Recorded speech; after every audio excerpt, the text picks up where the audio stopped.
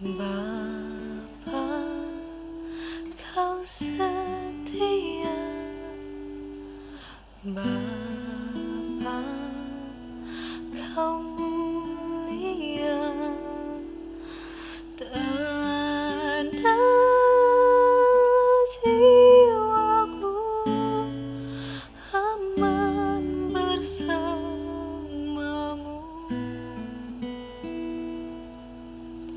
Lebih dari harta, Kaulah segalanya. Tenanglah jiwaku dalam hadirat-Mu. Kau tunjukkan kasih setiamu. Kau menyediakan yang ku perlu. Kau setia, kau mulia. Bapa, kau setia.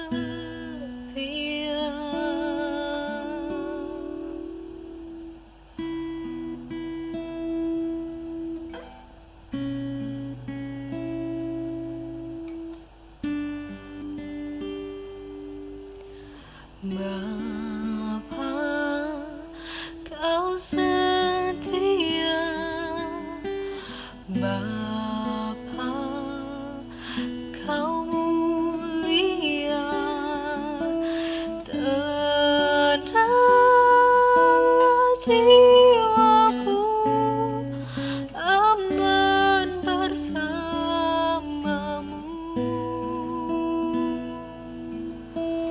Lebih dari harta, Kaulah segalanya. Tenanglah jiwaku dalam hadirat-Mu. Kau tunjukkan kasih setiamu. Kau menyediakan yang ku perlu. Kau setia, kau mulia.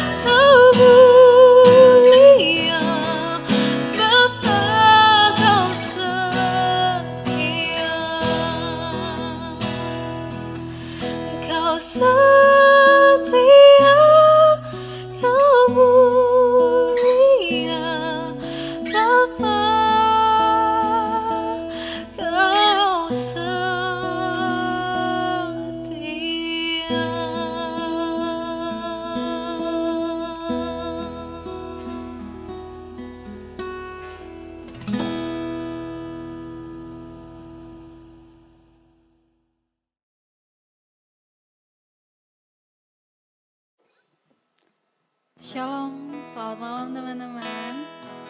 Kita percaya bahwa kita semua dalam perlindungan Tuhan. Yuk kita sama-sama mau datang kepada Tuhan, kita mau sembah Dia, Sang Allah Immanuel. Terima kasih Tuhan, Kau begitu baik dan kekuatan kami Tuhan. Biarlah pujian dan iman kami naik di atas tahta kemuliaan nama-Mu Tuhan.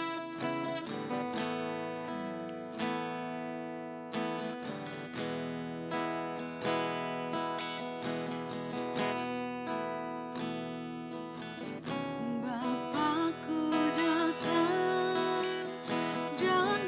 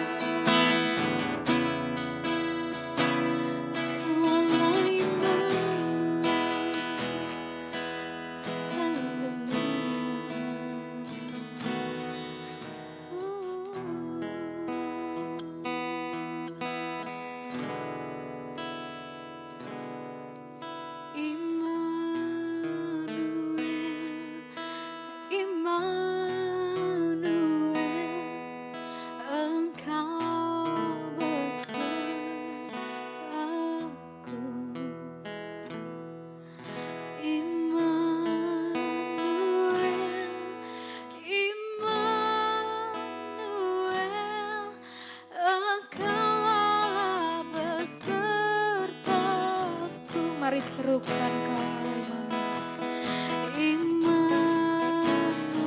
Yes, you are Immanuel. Engkau besertaku.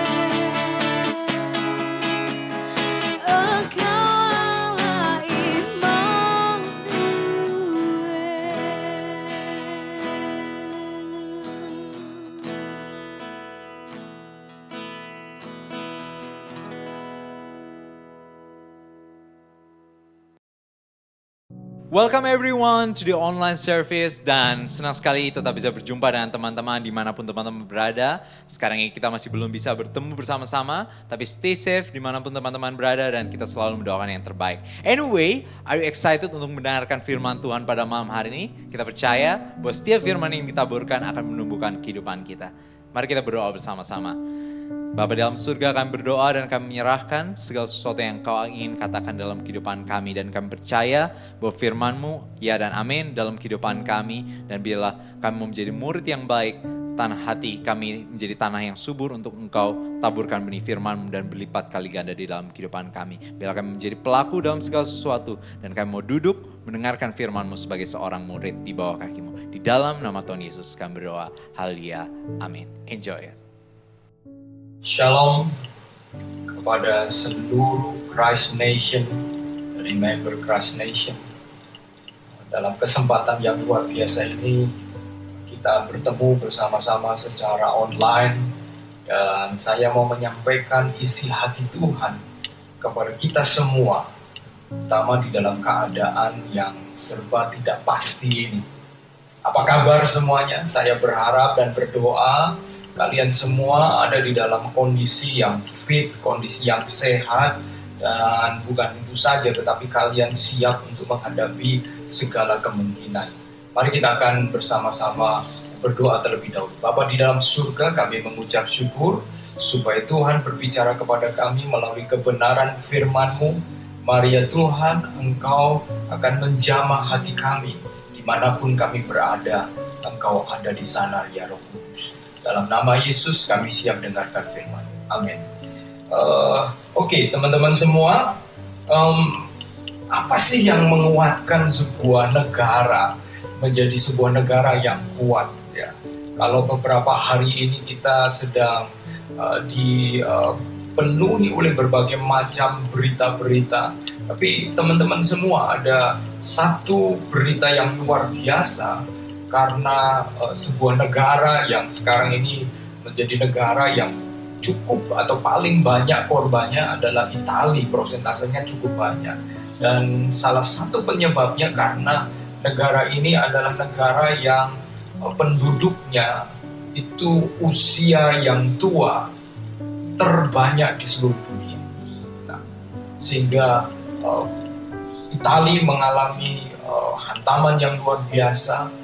Tetapi lebih daripada itu, saya melihat di dalam keadaan yang seperti ini, banyak keluarga yang sedang berduka, banyak keluarga yang sedang bergumul, banyak keluarga yang anaknya atau orang tuanya mereka terpisah oleh karena jarak dan mungkin mereka menjadi khawatir.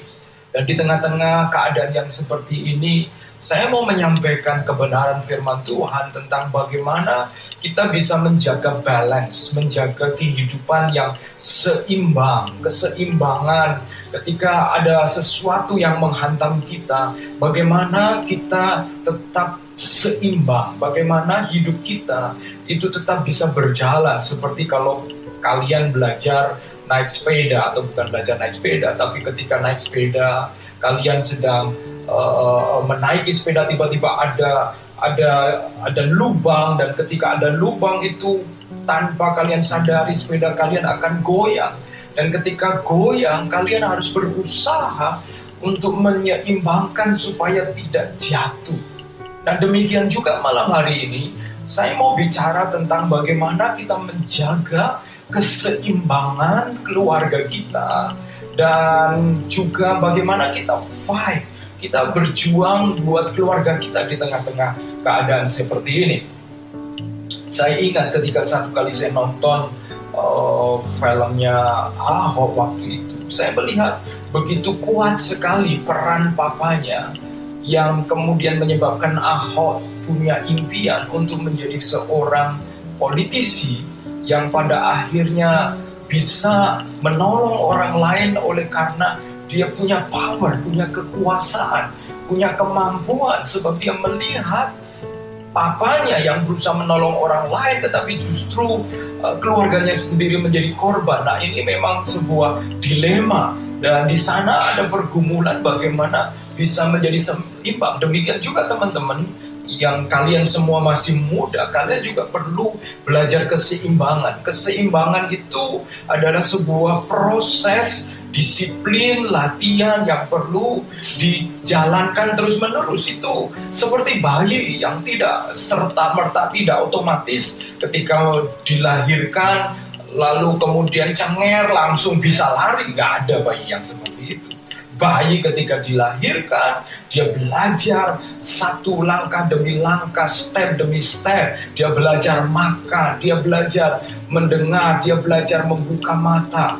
Jadi tidak langsung bisa lari, berjalan, dan tidak jatuh. Kalau kita sekarang mungkin bisa lari dan tidak jatuh. Kenapa? Karena keseimbangan kita sudah bagus. Demikian juga ketika kita muda, ketika kalian muda, kalian juga harus belajar bagaimana menjaga keseimbangan. Ini perlu disiplin, ini perlu latihan, supaya kalian akan kemudian bisa seimbang seiring dengan umur kalian bertambah dewasa. Kalian menjadi orang yang seimbang. Ada orang-orang yang secara umur sudah tua, tetapi hidupnya tidak seimbang.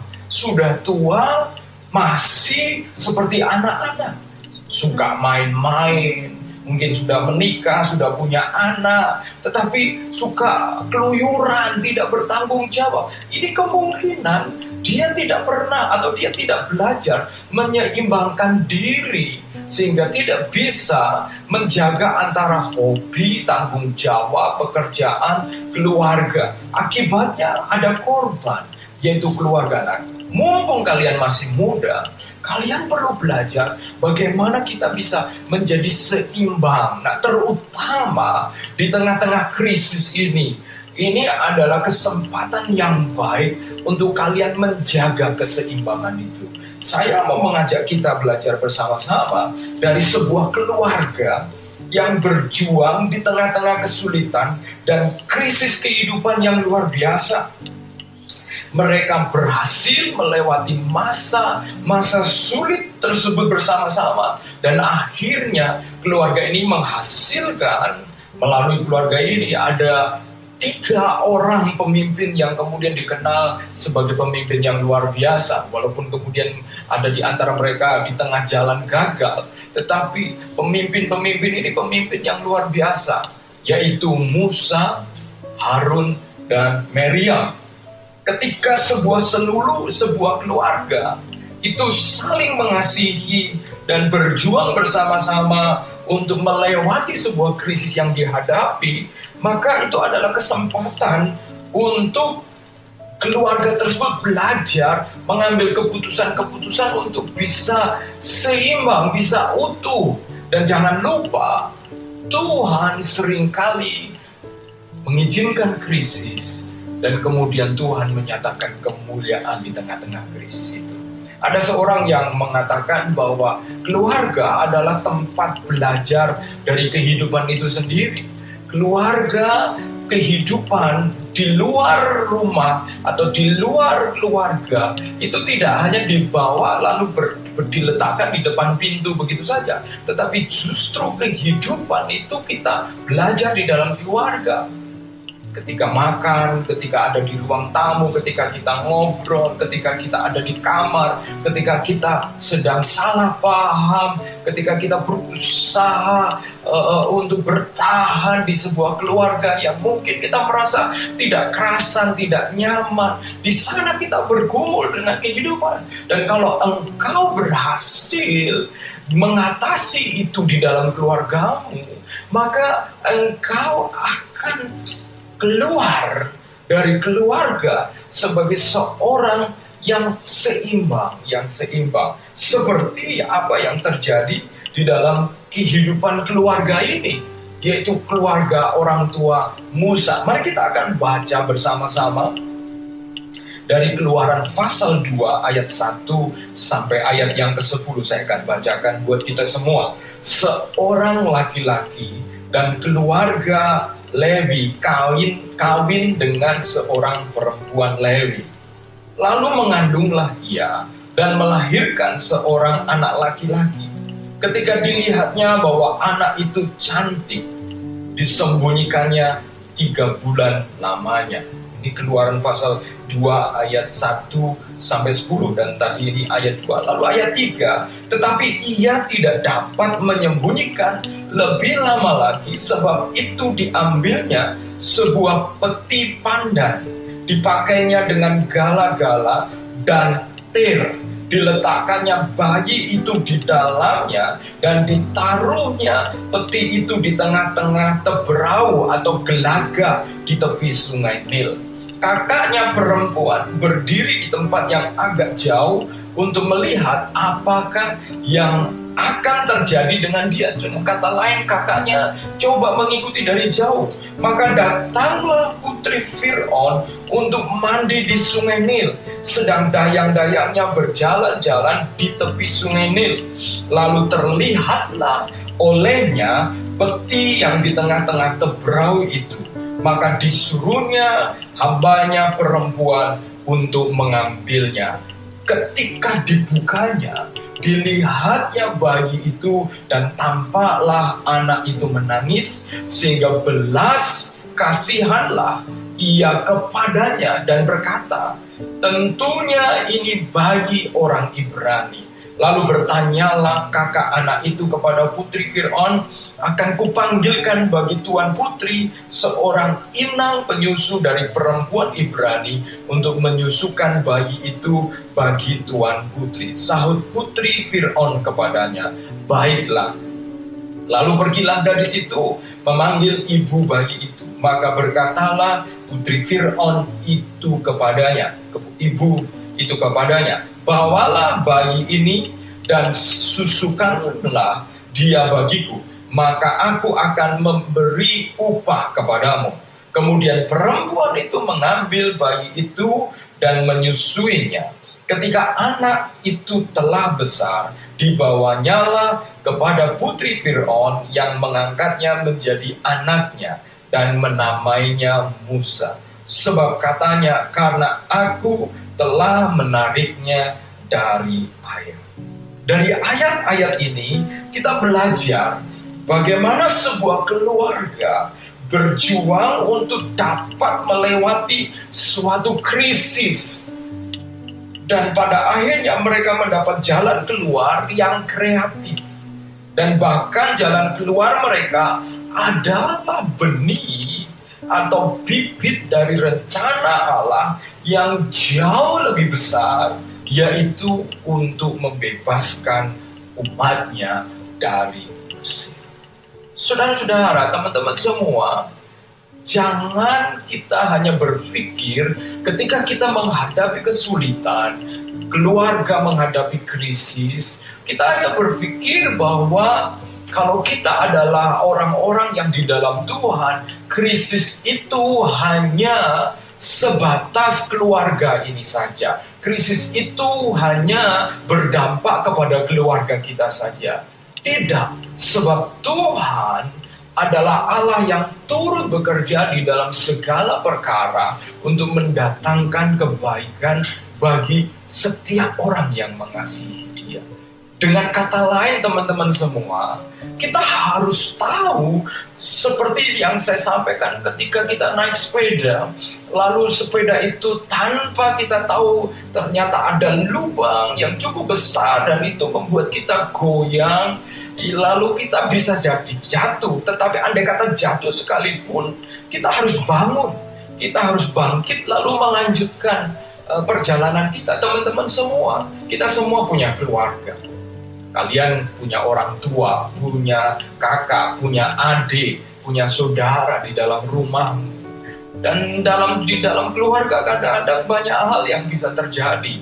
Krisis itu bisa terjadi, baik krisis dari luar seperti sekarang ini, yaitu COVID-19, COVID-19. Ini krisis dari luar, di mana kita mencoba untuk bisa survive, untuk bisa tetap bertahan di tengah-tengah krisis ini. Tetapi krisis itu juga bisa terjadi di dalam. Ada krisis hubungan antara orang tua mungkin, antara papa, mama, atau juga krisis antara anak dengan orang tua, krisis hubungan antara saudara, kakak dengan adik, cece dengan koko, atau meme dengan koko dan lain sebagainya. Bisa macam-macam, atau krisis ekonomi. Tiba-tiba usaha orang tua mengalami masalah, bangkrut, gak bisa bayar sekolah, atau apapun. Itu krisis bisa terjadi kapan saja. Gonjangan itu bisa terjadi kapan saja. Dan di tengah-tengah keadaan yang seperti ini, engkau sebagai anak-anak Tuhan, engkau sebagai orang-orang yang punya Tuhan, engkau perlu belajar bagaimana bisa tetap seimbang, bertahan di dalam keadaan seperti ini. Bahkan engkau keluar menjadi lebih daripada pemenang, teman-teman semua. Perhatikan di sini kisah yang diceritakan di dalam Keluaran pasal 2 ayat 1 sampai 10. Di sana terjadi sebuah krisis. Krisis yang menimpa bukan hanya keluarga dari orang tua Musa, yaitu Amram dan Yokebed nama mereka.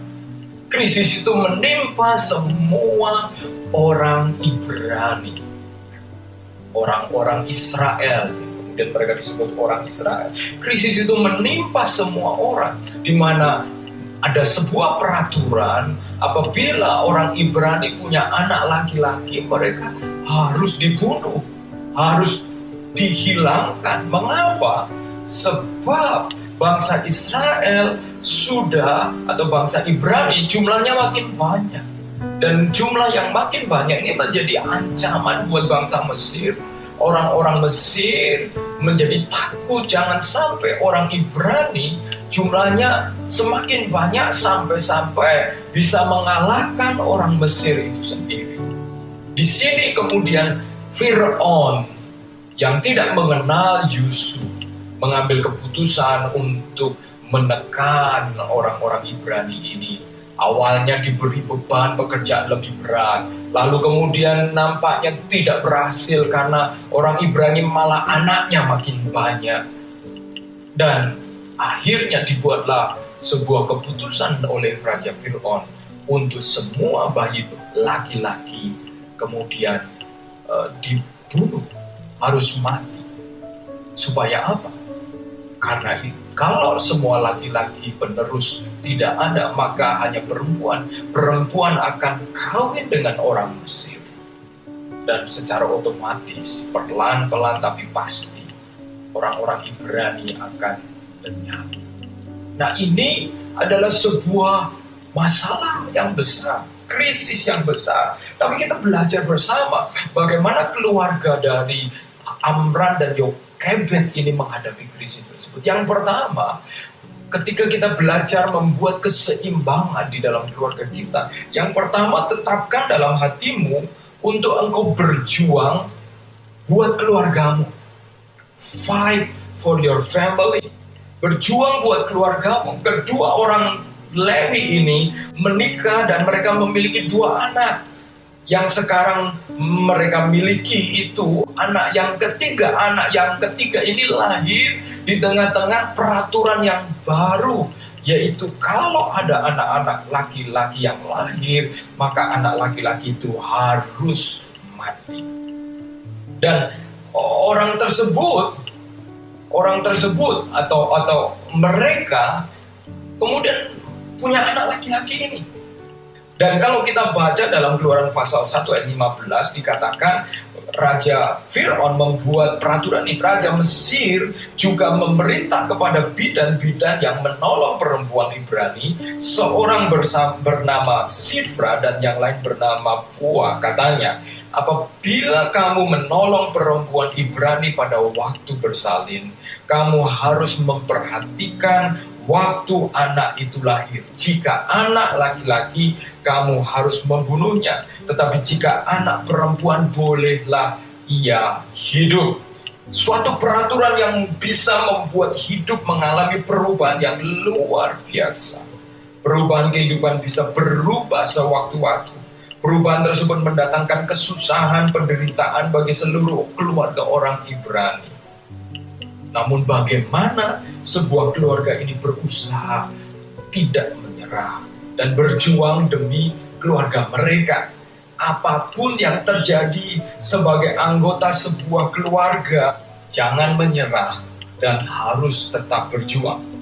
Demikian juga ketika mereka kemudian pada akhirnya menyembunyikan Musa, sang bayi itu selama 3 bulan. Bayangkan 3 bulan itu kelihatannya sebentar, tetapi kalau 3 bulan untuk menyembunyikan seorang bayi itu bukan sebentar. Itu suatu pekerjaan, suatu tindakan yang setiap hari penuh dengan ketegangan, penuh dengan was-was. Tetapi mereka terus berjuang. Demikian juga kalian, kita semua, kalian harus terus berjuang. Walaupun mungkin bahkan lebih dari 3 bulan, tetapi teruslah berjuang dan jangan menyerah. Sebab di dalam kitab Pengkhotbah dikatakan segala sesuatu ada waktunya. Ada waktu melahir, ada waktu mati.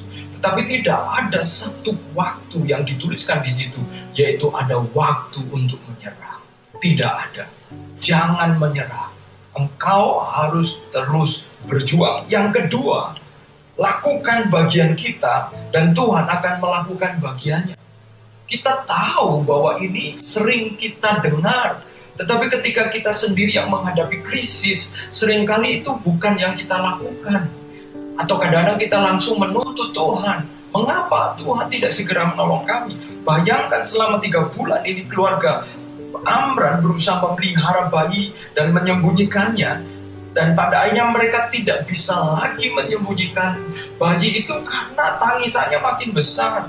Bayi itu sudah terlalu besar untuk disembunyikan.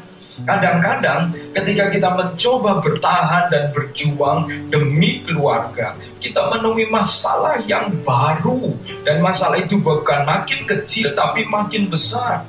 Sehingga kita harus semakin berserah kepada Tuhan dan melakukan tindakan iman yang baru. Mungkin kalau engkau sudah beriman sebelumnya untuk sebuah tindakan dan sekarang muncul masalah yang baru, ini waktunya untuk engkau beriman baru, beriman yang didasarkan iman yang mendorong engkau untuk bertindak dalam tindakan yang baru. Lakukan bagianmu dan izinkan Tuhan melakukan bagiannya. Karena kemudian mereka memutuskan untuk menyelamatkan bayi itu dan melakukan sebuah tindakan iman, yaitu menaruh Musa di keranjang yang dilapisi ter dan menghanyutkannya di sungai Nil. Nampaknya Yokebed tahu ada aliran sungai itu mengarah di anak sungai ke tempat bangsawan Fir'aun mandi. Dan di sanalah yang kemudian Miriam kakaknya Musa mencoba mengikuti dari jauh. Dan ketika Miriam mengawasi keranjang yang berisi adiknya, seorang anak yang berumur 6 tahun, Miriam waktu itu umurnya 6 tahun, melakukan bagiannya. Ketika dia terus mengawasi adiknya, maka sampailah keranjang itu di tempat putri Fir'aun mandi itu. Firman Tuhan mencatat bahwa dia tergerak oleh belas kasihan melihat bayi itu, sehingga belas kasihanlah ia kepadanya. Di dalam ayat 6, pasti Allah yang menggerakkan belas kasihan itu di dalam putri Fir'aun, hati putri Fir'aun. Belas kasihan itu begitu kuat sampai Fir'aun, putri Fir'aun itu berani mengambil keputusan tersebut. Percayalah, ketika engkau melakukan bagianmu, ada waktu Tuhan di mana Tuhan bisa menggerakkan orang lain untuk menjadi jalan keluar. Kalau hari ini engkau belum menemuinya, kalau hari ini engkau masih ada di dalam krisis yang sama, lakukan terus bagianmu. Dan yang ketiga, pertolongan Tuhan itu sempurna. Kejadian pasal 2 ayat 9 mengatakan, maka berkatalah putri Fir'aun kepada ibu itu, bawalah bayi ini dan susukanlah dia bagiku, maka aku akan memberi upah kepadanya. Kemudian perempuan itu mengambil bayi itu dan menyusuinya. Perhatikan bagaimana pertolongan Allah yang begitu sempurna. Bayi Musa itu diselamatkan oleh putri Fir'aun. Dia tergerak hatinya oleh belas kasihan, sehingga ia mau mengangkat anak tersebut. Karena anak itu elok, anak itu cantik, anak itu manis. Peristiwa bayi Musa bisa diangkat anak oleh putri Fir'aun itu saja sudah luar biasa. Bagaimana putri Fir'aun mengangkat anak itu dari air? Tetapi jauh luar biasa, karena kemudian Musa, bayi itu, dipelihara oleh ibunya sendiri tanpa putri Fir'aun itu tahu, disusui oleh ibunya sendiri, dan bahkan ibunya dibayar. Luar biasa bukan? Kita tidak pernah tahu bagaimana Tuhan akan membuat solusi, Tuhan akan membuat jalan keluar.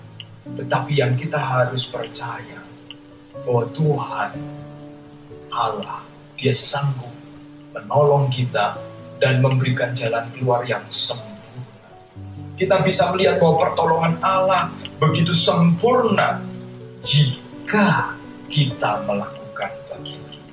Bayangkan apabila Miriam tidak mau mengikuti adiknya, bayi itu, karena takut. Apa yang terjadi? Bisa jadi diangkat oleh putri Fir'aun, tetapi kemudian bukan mamanya. Sebuah tindakan yang berat. Ada bagian yang harus kau kerjakan. Engkau harus berani berdoa. Engkau harus berani. Engkau harus menahan diri. Engkau harus menolong dirimu sendiri untuk bisa bertahan di dalam keadaan itu. Sampai pada waktunya Tuhan menyatakan pertolongannya yang sempurna. Teman-teman semua, di tengah keadaan yang seperti ini, ada 3 hal ini yang saya mau tinggalkan kepada kita semua. Ketika engkau menghadapi krisis dan bagaimana engkau tetap seimbang. Yang pertama, engkau harus tetap berjuang buat keluarga. Sekalipun mungkin engkau tidak suka, tapi engkau harus melihat engkau dilahirkan di sana. Engkau bagian dari keluarga itu. Mungkin engkau tidak tahu bagaimana caranya, jalan keluarnya. Lakukan bagian kamu. Paling tidak kamu bertahan di sana, berdoa, memiliki hati yang tetap positif. Dan teman-teman semua, yang kedua, lakukan bagian kamu. Mungkin engkau tidak bisa bertahan di keluarga karena engkau tidak tahan lagi mendengar mereka selalu membicarakan tentang masalah itu. Engkau punya teman, engkau punya orang-orang seiman, engkau punya Christ Nation community.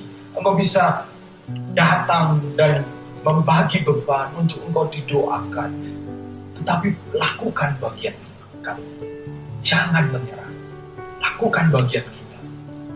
Dan sementara kita melakukan bagian kita, izinkan Tuhan melakukan bagian. Percayalah bahwa Tuhan punya pertolongan yang sempurna buat setiap kita.